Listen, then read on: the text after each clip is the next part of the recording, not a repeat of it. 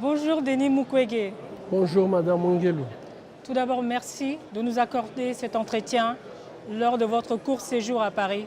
N'avez-vous pas l'impression, cher docteur, qu'il y a une espèce d'immobilisme sur le plan international, alors que sur le plan local, au niveau de la République démocratique du Congo, la situation des femmes s'empire? Voilà 2 ans que le film du réalisateur Thierry Missiel, L'homme qui répare des femmes, est sorti. Quelles sont les avancées sur le terrain?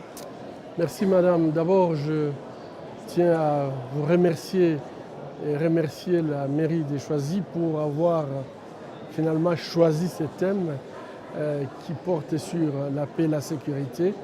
Et je crois que ce thème nous est très cher.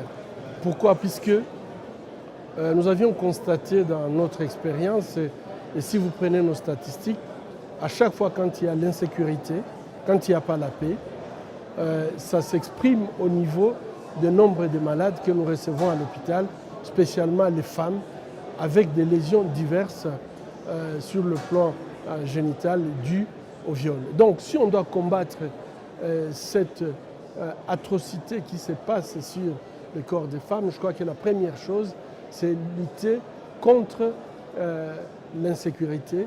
C'est vraiment exiger à ce que tout le monde s'implique pour qu'il y ait la paix.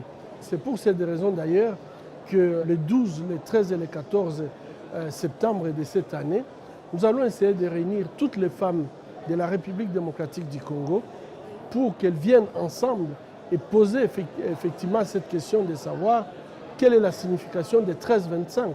C'est une résolution qui demande à ce que les femmes puissent participer dans les négociations de paix et de sécurité.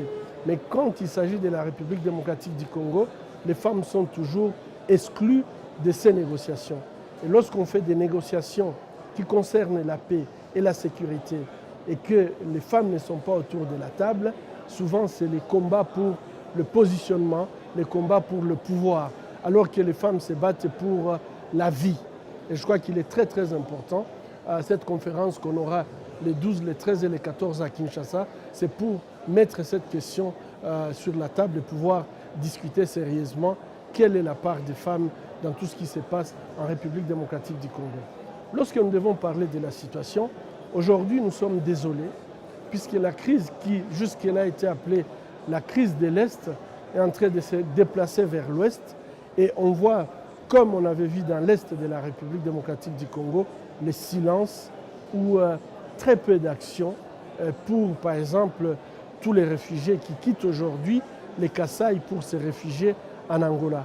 Ce n'est pas de cela que nous voulons. Nous voulons quand même un Congo où les Congolais peuvent vivre dans la paix. Et souvent, malheureusement, les guerres qui se passent au Congo, ce ne sont pas nos guerres, ce sont des guerres qui sont alimentées par ceux-là qui veulent tout simplement exploiter dans l'illégalité les ressources naturelles du Congo. Qu'est-ce qui fait tenir Denis Mukwege aujourd'hui et qu'est-ce qui le pousse à vouloir continuer son combat? Est-ce une forme de résistance pacifique?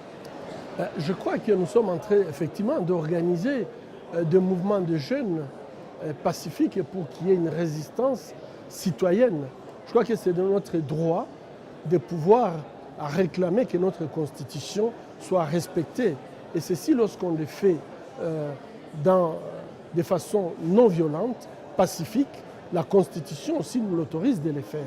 Et je crois que ce que nous faisons en République démocratique du Congo, avec tous les mouvements de jeunes, par exemple des casques, ce que nous voulons faire avec les femmes, ce que nous avions fait la semaine passée avec les intellectuels universitaires congolais, c'est pour se dire on peut donner un avenir meilleur à la République démocratique du Congo. Et pour donner cet avenir meilleur, il faut l'engagement de tous. Il faut que les femmes s'engagent. Il faut que les intellectuels s'engagent. Il faut absolument que le jeune s'engage. Et lorsque tout le monde s'engage avec un objectif, un idéal derrière, je suis certain que c'est la seule façon de faire échouer ceux qui veulent nous voir continuer dans la situation actuelle de misère et de déshumanisation.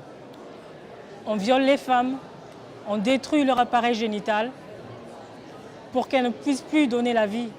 N'est-ce pas une forme de génocide? Je crois que il y a ceux qui l'ont appelé génocide, Mais moi, je dois vous dire que lorsque vous détruisez l'appareil de la femme, la violer, c'est déjà très grave. Mais lorsque volontairement vous tirez au niveau de l'appareil génital de la femme ou vous introduisez des produits toxiques, ça montre très bien l'intention derrière cet acte. C'est un acte tout simplement de fermer la porte de l'entrée à la vie aux futurs Congolais, les détruire avant même qu'ils naissent. Je pense qu'aujourd'hui, vraiment, nous devons nous poser beaucoup de questions par rapport aux actes qui se commettent sur le corps des femmes dans les différents conflits qu'on voit en République démocratique du Congo. C'est une volonté délibérée, mais c'est à nous, Congolais, de comprendre et de pouvoir faire savoir, avoir aussi des recherches, puisque lorsque nous crions sans que nous puissions amener de preuves par rapport à ce qui se passe chez nous, il n'y a personne qui va nous écouter. Et je pense qu'il est très très important que nous puissions documenter avec des preuves ce qui se passe en République démocratique du Congo, puisque ça s'apparente bien à un génocide. Mais un génocide, ça ne se déclare pas dans la rue. Il faut que ce soit des juges, des tribunaux compétents qui puissent le déclarer. Et pour que ça se fasse, nous devons collecter des preuves. On parle beaucoup de femmes violées, mais il y a un nouveau phénomène qui a vu le jour. Il s'agit des hommes violés. Est-ce que les hommes violés ainsi que les enfants qui naissent des viols sont les oubliés de la tragédie congolaise? Pas à l'hôpital de Panzi. Je peux vous donner même les statistiques des enfants. Sur les 10 ans, nous avions soigné plus de 3500 enfants de moins de 5 ans. Et parmi les 3500, 2005 enfants avaient des lésions génitales graves qui ont nécessité une grande chirurgie. Et 1% des victimes que nous soignons est constitué par les hommes. Donc je ne pense pas qu'ils sont oubliés.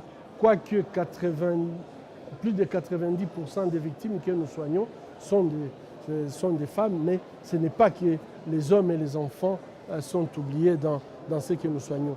Et il faut retenir que l'objectif des viols, c'est pour détruire le tissu social. Et autant on peut violer les femmes, on viole aussi les hommes, on viole aussi les enfants pour détruire en fait le tissu social. Et donc à l'hôpital de Panzi, nous prenons en charge toutes les catégories. Pour conclure, cher docteur, quel message pouvez-vous dire aux habitants de Choisy qui auraient envie de changer les choses? Je pense que le message est clair. Aujourd'hui, nous avons besoin de la voix de la commune de Choisy, puisque votre voix peut porter plus loin. Votre voix peut être... Vous pouvez joindre votre voix à la voix de la population congolaise, à la voix des femmes congolaises. Et je crois que plus on aura des gens qui vont dire « ce n'est pas acceptable », je crois qu'on sera au début d'une solution véritable. Il faut éviter en fait le silence et l'indifférence. Nous savons qu'à chaque fois, quand le monde a choisi l'indifférence, la conséquence a été l'Holocauste. Quand on choisit l'indifférence, ce qui se passe au Congo, j'espère qu'un jour on aura l'opportunité d'écrire notre histoire. Je pense que c'est une histoire dramatique. Et je pense que l'indifférence, c'est la meilleure façon en fait de laisser le mal vaincre le bien. Je crois que la population de Choisy peut joindre sa voix à la voix de la population congolaise et des femmes congolaises en particulier. Merci pour cet entretien, cher docteur, et bonne continuation. C'est moi qui vous remercie, madame. Au revoir.